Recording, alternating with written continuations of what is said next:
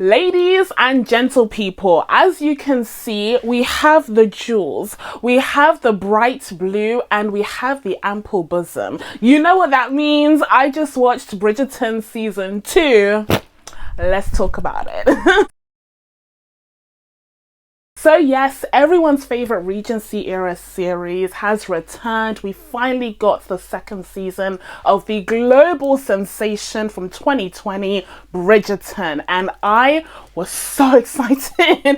I was so excited. In this TV landscape that we're in, with all of these incredible, exciting series coming out pretty much weekly now, it is hard to really stand out from the crowd, but Bridgerton definitely did that with its first season being this incredible new fresh take on a period melodrama featuring a very diverse cast in positions that we usually wouldn't see in such dramas. And on top of that, the series was very well written, it looked stunning, and it had an electric cast, especially with the two leads. And so of course everyone latched on to the show, and it became incredibly popular, and season 2 was highly anticipated, especially by fans such as myself. So yeah, I counted down the seconds until season 2 dropped on Netflix this morning, and when it did, I prepared myself for a whole day of binging because I couldn't wait to see what was next for this series. Now, before we get started, a quick disclaimer that this is going to be a spoiler review. This is going to be an in-depth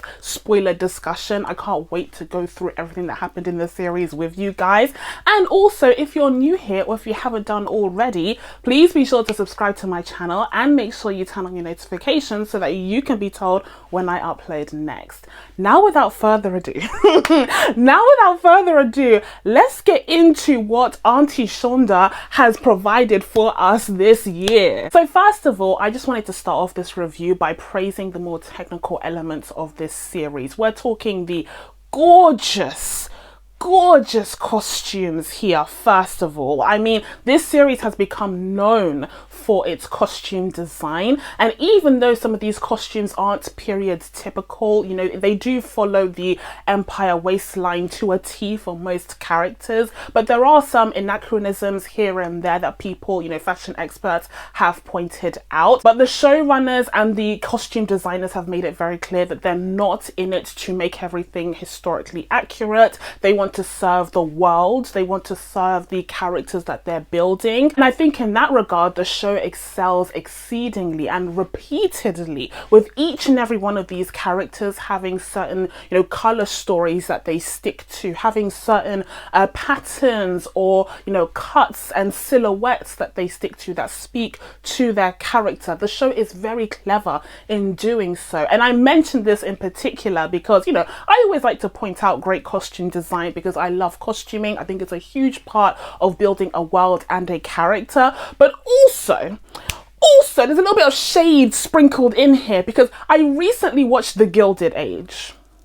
I recently watched The Gilded Age, and I have some thoughts, okay? Enough thoughts to fill another video, quite frankly, if anyone cares, which I barely do anyways. But the costumes on The Gilded Age, whilst very period typical, historically accurate, like absolutely, and perhaps even they fit the characters that are wearing these costumes on occasion. Not as consistently as Bridgerton though, I will say.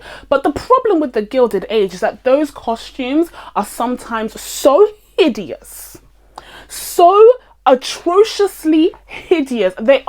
I hated some of the costumes on The Gilded Age, and also, like I said, they weren't as consistent with how these characters dressed. The clothes that the characters were wearing didn't speak to who they were and their personalities as consistently as the characters in Bridgerton. And so I feel like the costume designers and the team around costuming, hair, makeup, everyone does a spectacular job of truly getting to the core of each character and conveying that through their clothes, through their hair and makeup, and through their jewellery, which is a huge thing on Bridgerton. As you can see, I brought out my fine jewels myself for this occasion. But jewellery is a huge thing here, and I believe one of my critiques of season 1 was that oftentimes the jewellery from Bridgerton did look a little bit high street.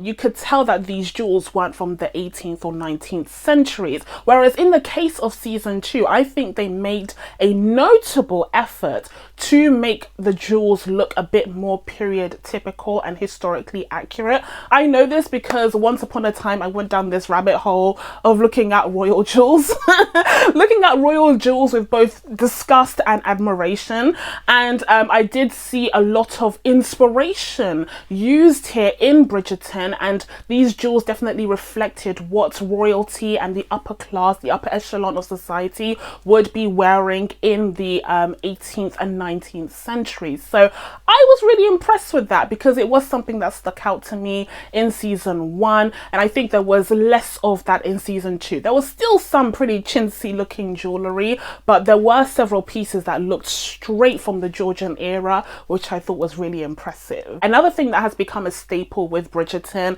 is the beautiful scenery, the beautiful production design, the scenery, the sets that they use, and the locations that they take advantage of. And this is yet another difference between Bridgerton and the Gilded Age. With the Gilded Age, which basically depicts the Gilded Age in America, specifically in New York, where you have these affluent families in New York buying up prime property, and they live in these luxurious brownstones, and whilst for the most part you see the luxury there, you see the wealth on display, the Gilded Age feels very small. It feels very contained, and you can tell that they can't really utilize a lot of outdoor spaces, unlike with the British countryside and the actual history, the nobility and aristocracy that still exists in areas of the UK. Bridgerton definitely takes advantage of that, and it feels just so much more open.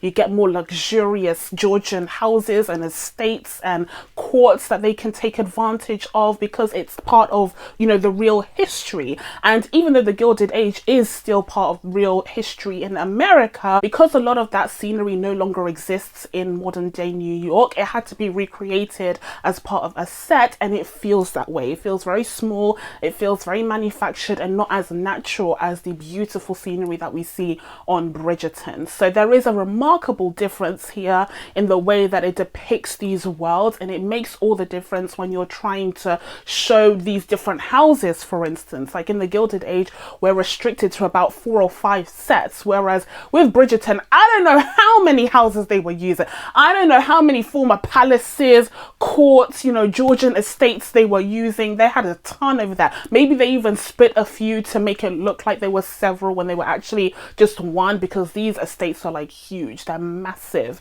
So I do think they take advantage of their scenery, the setting, and the show just laps it up. It looks so lavish as a result. And then of course you have the signature Bridgerton kind of classical renditions of pop music, and I think it's a really nice touch to have for this series. I do think they were a little bit more intentional about the pop songs that they used in this season. They didn't have quite as many, and they weren't quite as obvious. There were a few that I just didn't recognize, but you can tell when it's a contemporary song that's been, covered by a classical musician. So I do appreciate that, like, little sprinkling of uniqueness that Bridgerton has that none of these other girlies ever had. And finally, I think the main thing that makes Bridgerton stand out as a period drama, or rather melodrama, is of course the diverse casting. It is the fact that this series refuses to contain itself or constrain itself to the realities of the past and of history, and instead decides to just incorporate people from all different cultural and racial backgrounds into this world and into this story. I've always loved that about this show. I've always love that about this show. Why? Because we have history books for learning. That's history books' job. Okay, that's the education system's job. You should not be going to Netflix to watch a period melodrama to learn about history. So all those people saying like, oh, Bridgerton's going to confuse kids about history. No. You have school. You have textbooks. You don't need Bridgerton to teach you about the realities of slavery. You don't need Bridgerton to teach you about the Opium Wars. You don't need that. You don't. Why are you going to Bridgerton to learn about colonialism? Like, already there's something wrong there, okay? So, no. Here we're in a fantasy land. Here we're in a fantasy land where people of all different cultural backgrounds can participate in this story about the British aristocracy. And I love to see it. I love to see it, especially as a British person. Like, I've been exposed to so many different period dramas that have excluded, you know, Black and BIPOC people simply because they were historically accurate and they weren't focused on those peoples unless they were oppressed at the time, okay, unless they were servants or slaves. And I've basically been surrounded by that all my life. But in actuality, if you're creating a fictional world, if you're not relying upon historical accuracy, there's no reason why you can't incorporate BIPOC people into this story. And it depends on how fantastical you want to go, whether you do want to tie it into some history, which I think is a bit dicey. It can be a bit difficult to do. And I think Bridgerton season 1 tried this with like one scene and then quickly dropped it for season 2. But then with season 2, we're just purely fantastical, pretty much. Like, we're just not acknowledging any of the hardships and oppressions, and we're just going with allowing these people to be seen as royalty, you know, the upper echelon of British society. And that means something because inexplicably, British society still means something to the whole world. Okay, so now that we've gotten that out of the way, let's get into the good stuff. Let's get into the hot goss. Guys, what did I just watch? I just watched the best love story ever told. That's what I just watched. Oh, I just watched the best love story ever told. Everyone else, go home. Pack your bags, go home. There's nothing to see here. They already did what needed to be done. Everyone else trying to write a new Romeo and Juliet, go home. Pack your bags. Nothing to see here, people. I just watched the best love story ever told. Let's talk about it. So Kate and Anthony. So this season, we have an enemies to lovers storyline. If you know anything about me, if you've been around these parts, these ends for a while, you know that I am a sucker. I am a sucker for a enemies to lovers storyline. It's like they read my mind. I never stood a chance. It's like they knew that I would be a sucker for this. Okay, so already I was like, oh, you've got my attention. Oh, you've got my attention, okay? But then the fact that this series did it so superbly is what really impressed me. I was captivated the whole day. The whole day I was captivated. My attention was on these two people. These characters were incredible. So you have the return of Jonathan Bailey as Anthony. In season 1, he really wasn't that guy. In season 1, he was messing around with, I believe, a prostitute or an escort or something, and he was in love with her and like, oh, I love you. And then she was like, oh, we belong in 2 different worlds and blah, blah, blah. Did not care about that storyline. And what's interesting here is that because Bridgerton is based off of a series of books that focuses on, you know, different characters in the Bridgerton world, with each installment, we have that reflected in the series as well, where, you know, different characters will get more focus as the seasons go on. And we obviously saw the difference between the main characters with Daphne and Simon in season 1 versus season 2, where Kate and Anthony were definitely the main characters. But yeah, Anthony in season 1 was given, like, he was an F-boy, obviously, and he wasn't particularly likable then. But here yeah, it seems as though he's had a maturity shift because he's had to, because he's the main character now and he needs to be more likable. But he definitely had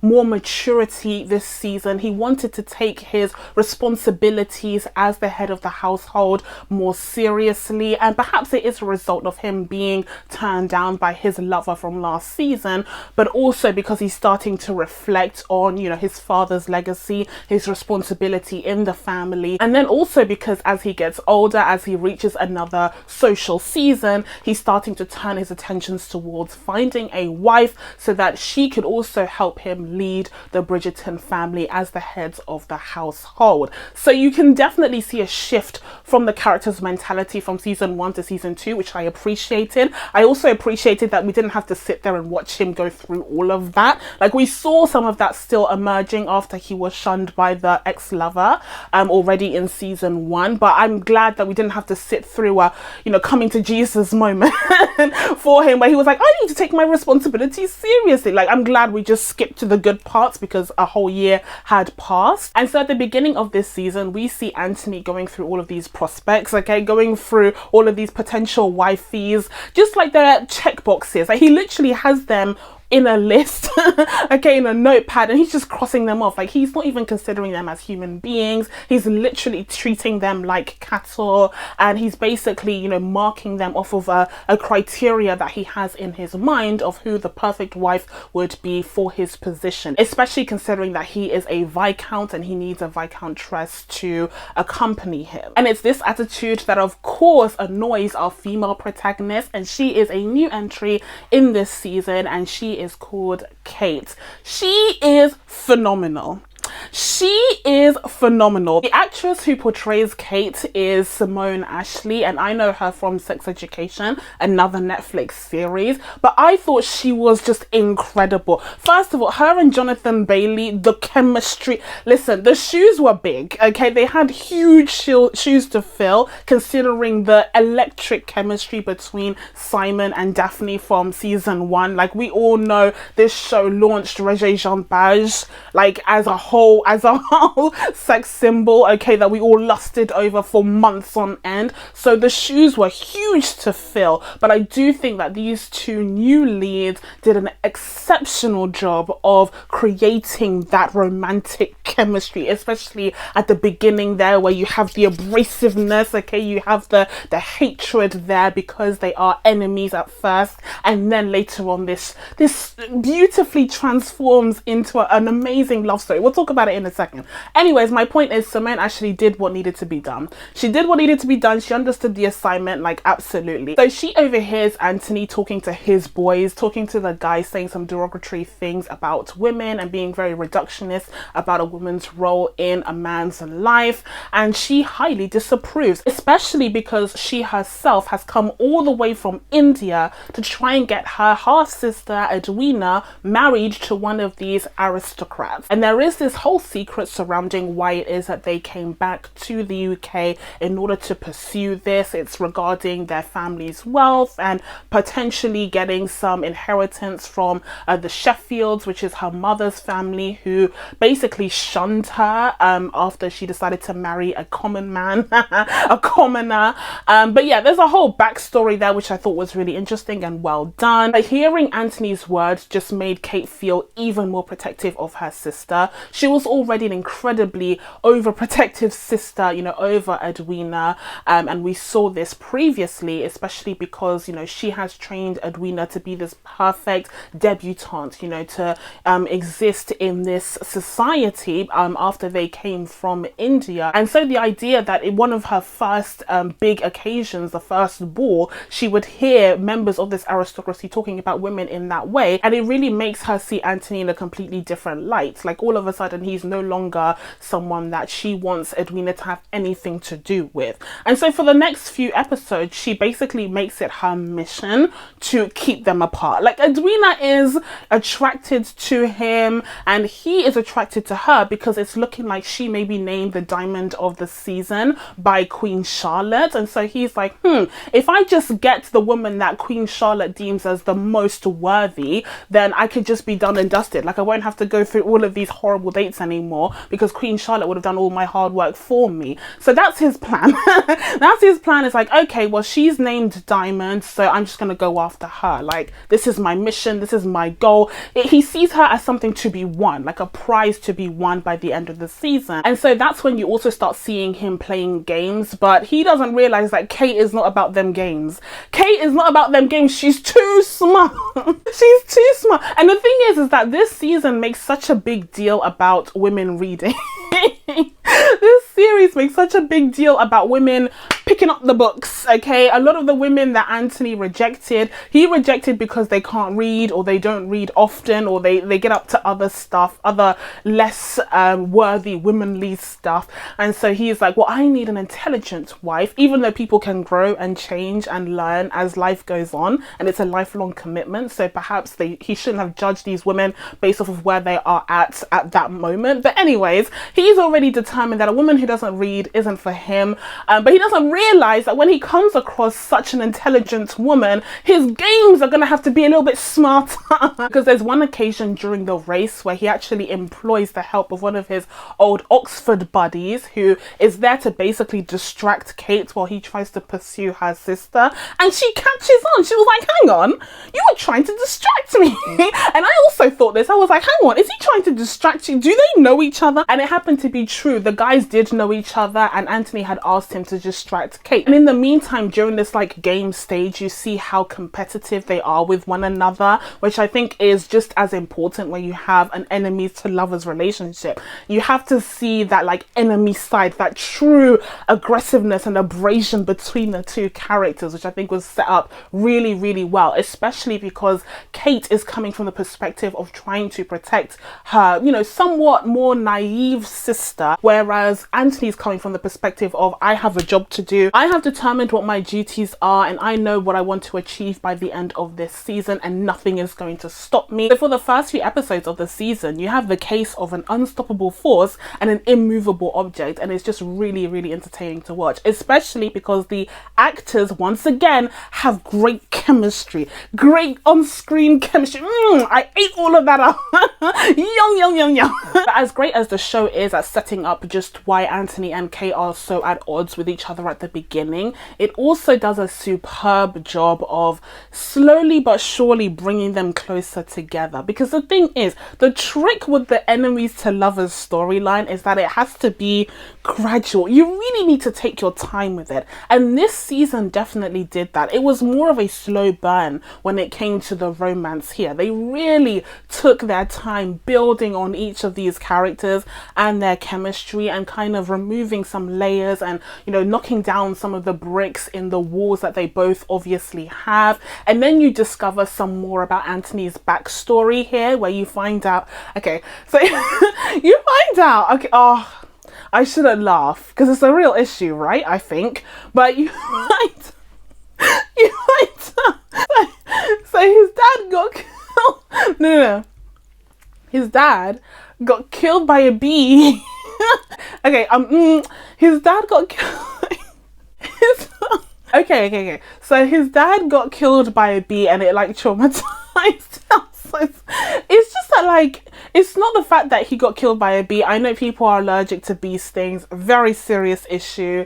It's not that at all, I promise. It's just the way that the scene was set up, where you have that flashback where there's this weird filter to make everyone look younger, which I think works pretty well, to be fair.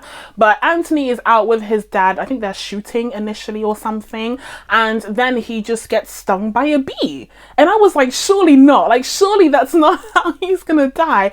But he does. Like, it's just a massive bumblebee, I guess, and it creates an allergic reaction in him, and he ends up dying right in front of Anthony's eyes. And so the guy is like traumatized. Can you imagine? But then what comes next is even worse. It's like a series of events that just cascades into a disaster, into a catastrophe, because not only does his dad die in front of him, but he's immediately handed the keys to the castle. Basically, he's immediately declared, you know, Lord Bridgerton, the Viscount Bridgerton, like the 9th Viscount Count Bridgerton, which means, of course, that he is now in charge of the entire household, you know, all of his 6 at this point siblings, and his pregnant mother, his heavily pregnant mother, who just freaks out. Like, she is lost. Like, she is heartbroken by the fact that her husband has just died. And it's so fascinating as well to see the difference in the character with, you know, Mama Bridgerton usually is just so cool, calm and collected, but in this flashback she is like manic. She is just so heartbroken, she's panicking, she can't believe what she's seeing, and she also tells her son to not tell any of the other siblings or not allow them to see their father dead there on the ground. And so he is the sole person who is charged basically with dealing with what he just saw. He is just forced to keep this all to himself and kind of suppress it. Conceal, don't feel, right? It's a whole conceal, don't feel situation. He is the head of the household now, so he's expected to just carry on with his duties, carry on with making the funeral arrangements, carry on with making crucial decisions about his mother's life, because then we flash forward to his mother giving birth to her last child, I believe it's Hyacinth, and his, you know, youngest sister, and the doctor tells him, you need to make the decision about who is going to live here because there are complications with the pregnancy. And the mother's like, are you like, what? I'm the one, I carried him. Oh my God, I was so angry. Like, she's like, I carried him in this body. You're telling me that he's the one that's going to be making a decision about who is going to live should something happen, should it come to that? That was just heartbreaking. And I do feel like it was an echo of what we saw in season 1 with Simon's heartbreaking backstory. You need to have like a heartbreaking backstory for these male protagonists. So in season 1 we had Simon's backstory with his complicated relationship with his father, and, you know, the speech impediment and how he was trying to overcome that, but his father didn't care about him, he only wanted perfection from him. In season 2 we have a whole different situation where Anthony has to step up at a young age to be the head of the household, take on these huge responsibilities, and you can see how that has informed his decisions and his personality traits going forward. And in a similar vein, we do also get a little bit more backstory on Kate as well. She's in a similar position where she lost her father also,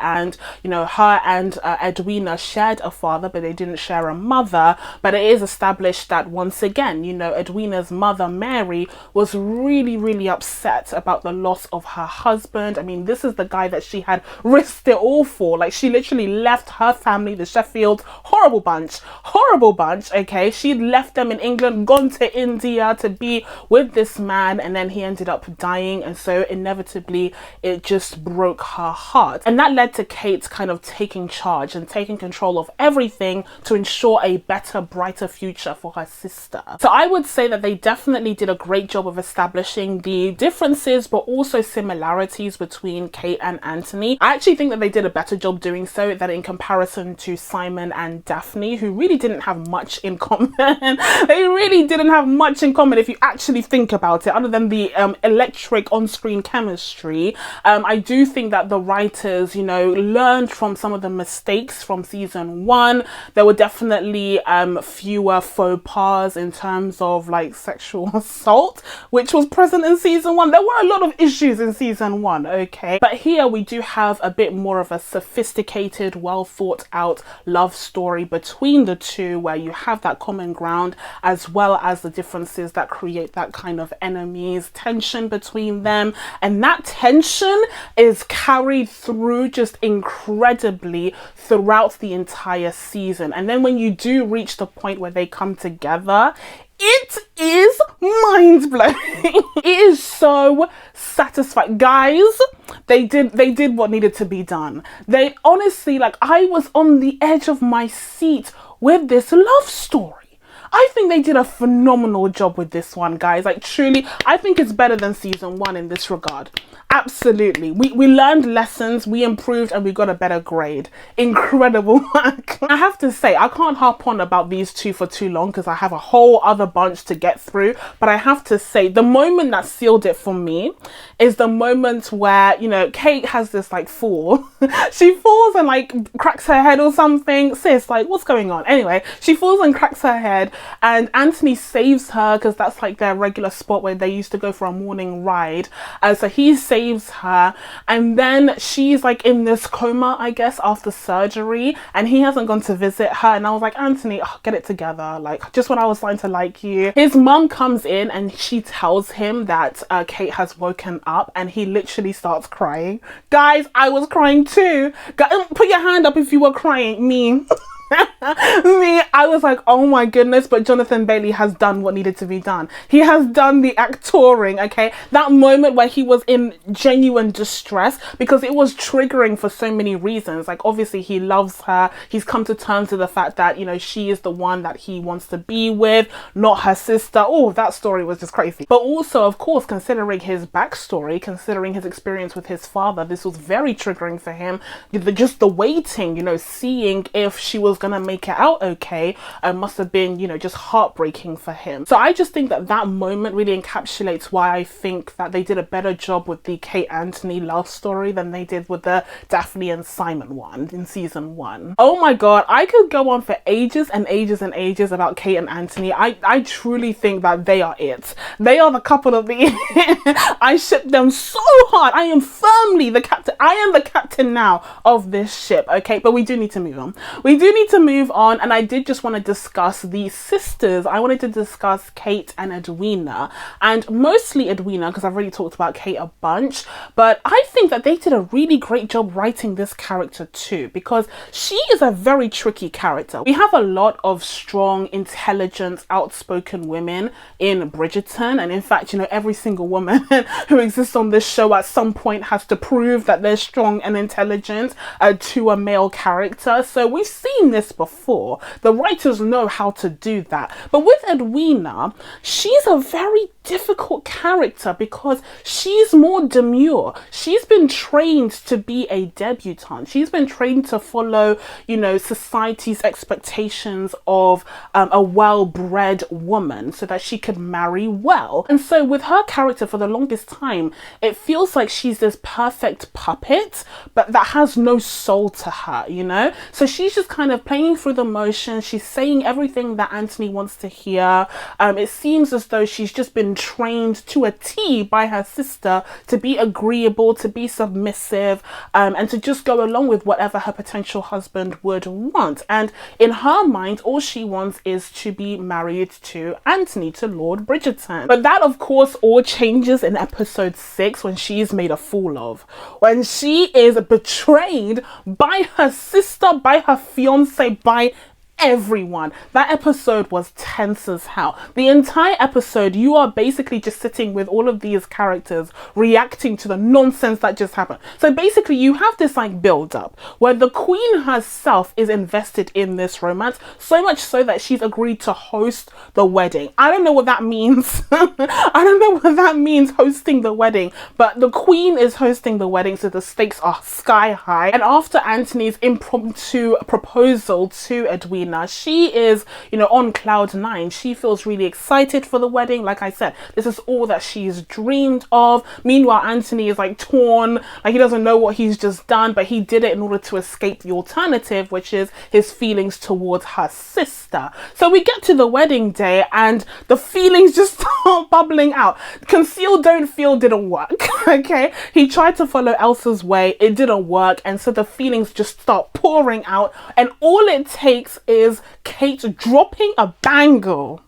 Kate drops a goddamn bangle and Anthony's just shooting for the ground. Like, sir, aren't you the one who's getting married right now? How did you even realize that the bangle had dropped? It's really not that deep. She could pick it up, but no, it's because his mind is not with Edwina. His mind is with Kate. He imagined Kate wearing the wedding dress. Like, he imagined Kate in all white whilst he was standing next to Edwina. A whole mess. So that was the moment where Edwina was like, hang on. She clocked on, like something changed, and she was like, hang on, what's going on here? And she woke up. Okay, she woke up and she started speaking out for herself after what had happened. I mean, this was a huge embarrassment. This is a huge scandal. And I love the fact that the series did that. It did a great job of balancing having this more demure and more naive female character in this setting. And she does have pure intentions. She does want to marry Anthony for love. She's not there for his money or anything, even though there is a bit of a complication there because of the arrangement that Kate made on her own, but then you see that switch when they both betray her, and I think it's just so justified. And the key thing is that after that episode, still we see the repercussions. You see how the awkwardness between, you know, her and Anthony and her own sister. And another thing is that she starts to kind of reflect on her sister's role in her life overall, like not just with this pairing, but also the fact that her sister trained her to become this, you know, ideal, perfect debutante, and that wasn't necessarily who she wanted to be, and she doesn't really know who she is anymore without all of that training and indoctrination, basically. So she is going to try and discover that for herself, and I just think that is a wonderful kind of arc to have for this character, because it would have been so easy to have her just be the third wheel in this love story and not really give her any character development, you know, not really have her change in any way.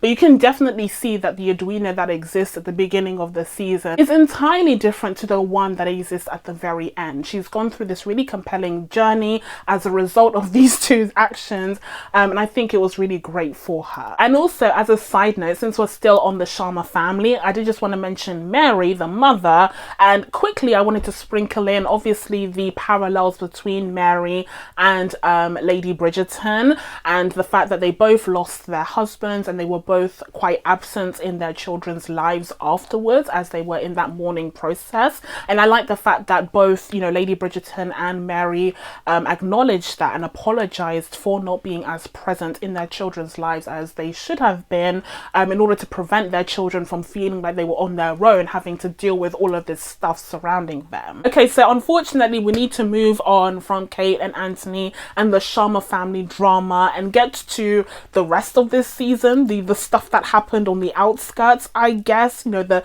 B, C, D, E, F, G storylines.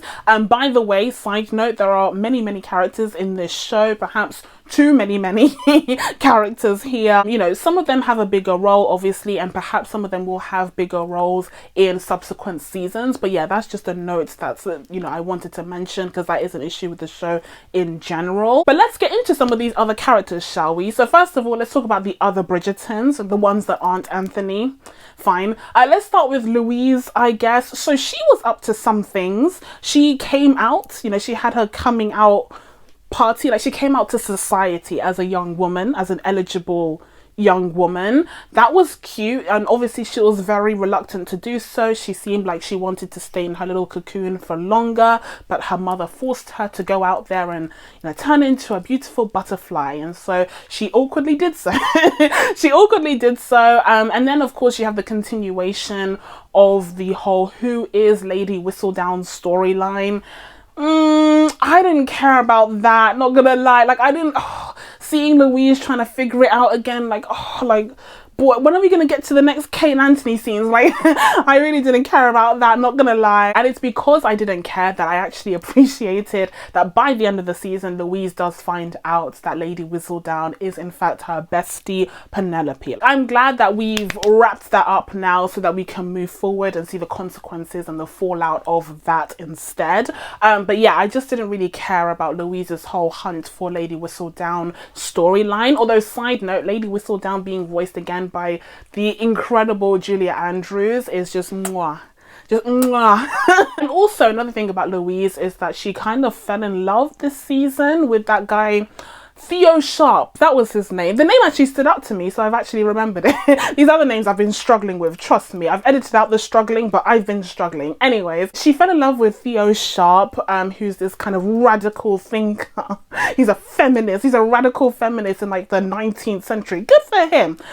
Which I found interesting. I feel like there were a lot of heteronormative relationships in this season that we didn't really get last season. Like we got a little bit more, a sprinkling more of diversity in terms of sexuality last season. But this season was like, no, we're going all the way heteronormative, okay? Like if you're a girl, you get a boyfriend. You're a boy, you get a girlfriend.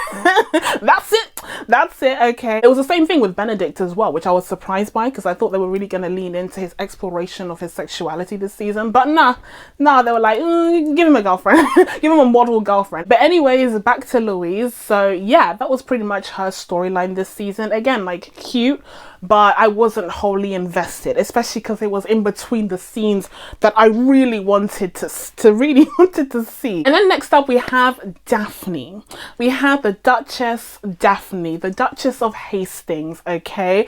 And the first thing that comes to mind when it comes to Daphne is, where's the Duke? Where's the Duke? I can't believe Jean-Page did this to us.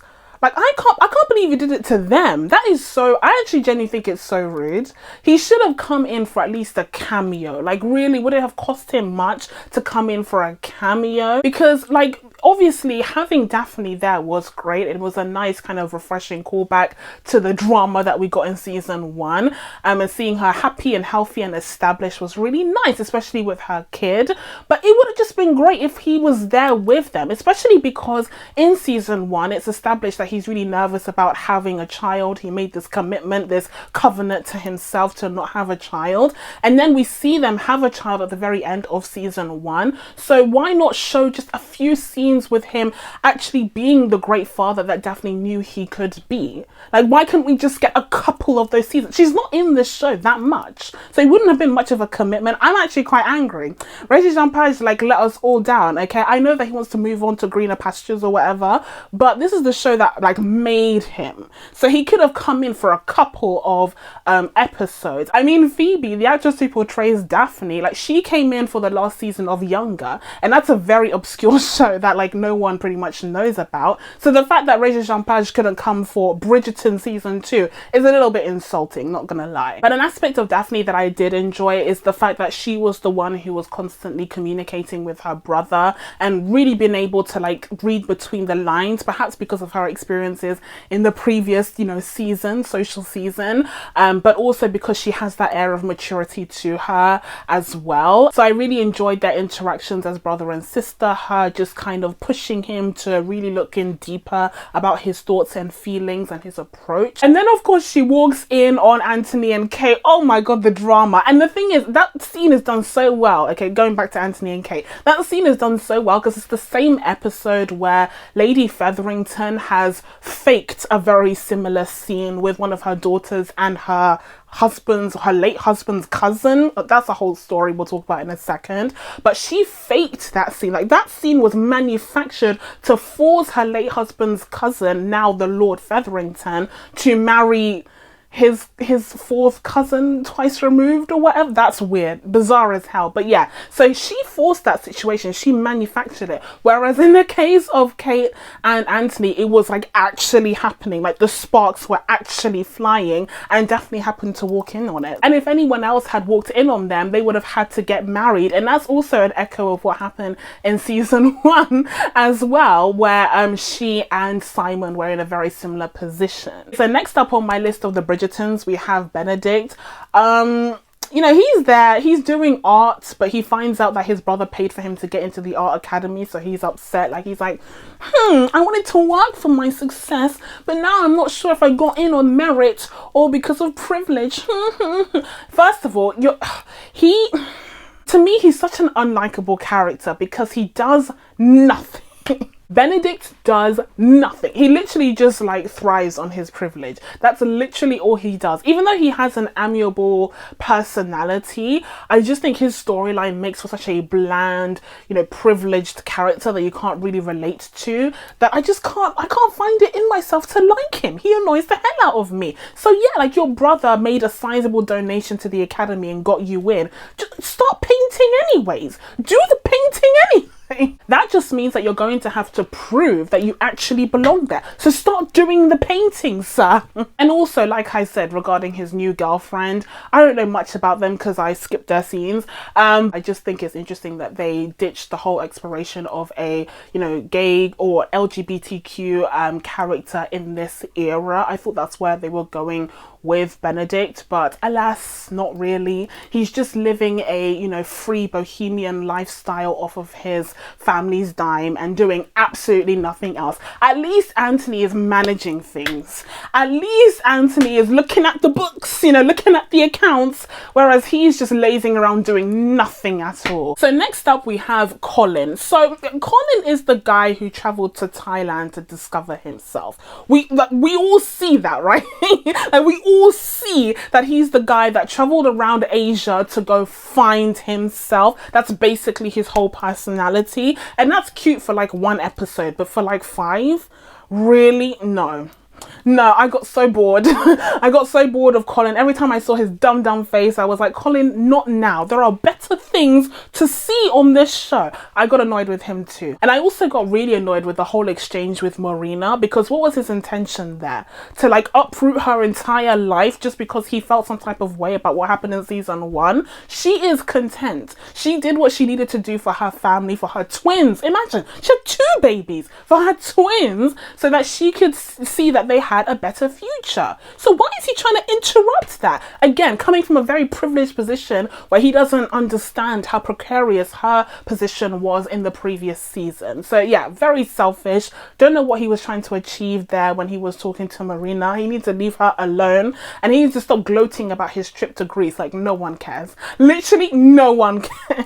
And another note that I have real quick is that I liked the fact that the younger Bridgerton siblings were also incorporated a little bit more this season. Like, we got a little bit more of them. We started to see more of their personality, and I like the Bridgerton family overall. Like, I'm wearing Bridgerton blue, okay? I like the Bridgerton family. I like that they're a massive family with all of these different personalities, but they all come together for these cute little traditions, and that's just really well established in this season. And it also gives you a better idea of, you know, whoever it is that marries Anthony is going to be entering this family, which I think is a really nice angle. Okay, so next up, let's move on to a more dysfunctional family in the Featheringtons. We're gonna make this real quick here because, like I said, I don't care as much. First of all, we have Penelope, and yes, she is Lady Whistledown. This was established at the very end of season 1. Like, this was the big shock horror twist. I didn't really care about that storyline, I don't think. Unless I did. If I said that I cared about it in my review of season 1, then I cared about it then. But I didn't care about it now. I didn't care about, things changed. I didn't care about it now.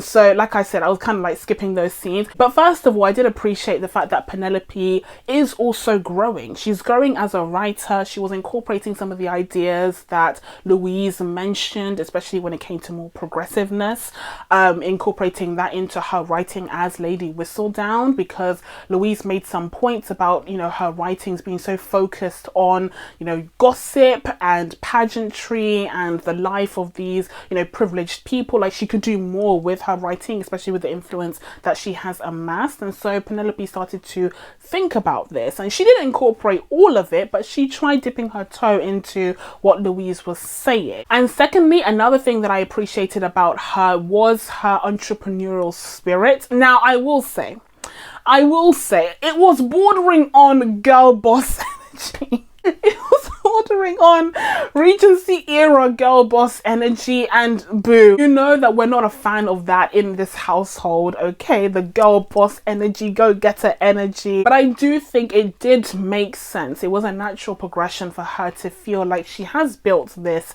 business. She has built this successful gossip column that people are latching onto. People are grabbing from their silver plates, okay, to see how this small piece of paper is going to affect the rest of their lives. So she has amassed a huge following. She's the original social media influencer. She's the OG social media influencer. She's amassed a huge following, and she's actually affecting people's lives. And we see how that can sometimes be for the better and for the worse this season. But the most annoying thing about Penelope's storyline for 2 seasons now is her obsession with Colin. No. No, there's literally nothing to see there. No. We need to abolish this immediately. We need to abolish her crush on Colin immediately. There is nothing to see there. 1. 2, I hate the fact that she's in this unrequited love storyline. Okay, I said this, I believe, in my review of season 1, but just because she is the plus size character in the series doesn't mean she needs to be the unloved one. Doesn't mean she needs to be the one that, you know, he doesn't reciprocate those feelings for her. We don't need this. What we need is radical shifts in storytelling. What we need is for her to be happy with someone who loves her and accepts her for who she is and doesn't see her as some like dumpy friend. We need to move past this. I would even be happy if they ended up together, because I'm like, for what? For why? Why would I celebrate that after he shunned her for so many times? He literally only sees her as a friend. Next season, we need to see her with someone who looks at her the way that Anthony looks at Kate. That's what she deserves, okay? So yeah, I don't want to revisit the whole Penelope loves Colin for some reason storyline ever again. I don't care if it cuts off short here. I don't care if he changes his mind. I want him to be rejected by 2 women. That's what I want. Writers, if you're listening, I want Colin to be rejected by 2 women. And finally, of course, when it comes to the Featheringtons, I can't go a second longer without mentioning Lady Featherington's crazy schemes, okay? Every single season, it seems she is trying to find a way to get some money, to get some cash quick. Okay, because her family is struggling. Her dumb husband left her family with nothing because he had a betting addiction, and also he crossed the wrong people, so she's literally been left with nothing, and their mourning period is just a cover for how their funds have basically depleted. And so she's found all these different ways to try and get that money, that shmoney, and she thought that the new heir of the Featherington estate would assist with this income. And by the way, I really like how this series, even though it's not wholly historically accurate, it really emphasizes how a lot of the laws surrounding home ownership, property ownership, you know, titles, all of these things, these privileges, all of these laws were very paternalistic. They were very misogynistic, okay? Like, these women had no real power and no real agency in their lives, which is why one of the aims and goals that Kate has is true freedom, but in the form of financial freedom, so that she won't be beholden to any man that enters her life. Because as Lady Featherington shows, when you have a man who's dealing with all of your finances and he's supposed to be in charge of everything, and he's not doing what needs to be done, okay, he is failing the assignment, everything goes to crap. The whole ship sinks, and now she's left doing all of these schemes, trying to regain some income to maintain the social status that they have. And so with all of that being said, I'm going to be giving Bridgerton season 2 an 8.5 out of 10. Keeping in mind that the majority of that score is for that main storyline. Everything else is cute, but that, ooh. But anyways, that's it from me. Now that I told you guys my thoughts on Bridgerton season 2, it's time for you guys to let me know what you thought of this series down in the comments below. There are so many things that I wanted to talk about, but I've been talking for like an hour and a half now, so we need to wrap things up. But if you have more to discuss, just drop your thoughts down below. You know I'll be in the comments with you, okay? Please be sure to subscribe to catch new videos coming up. Thank you guys so much for watching. I really appreciate it, and I will see you in the next one. Bye.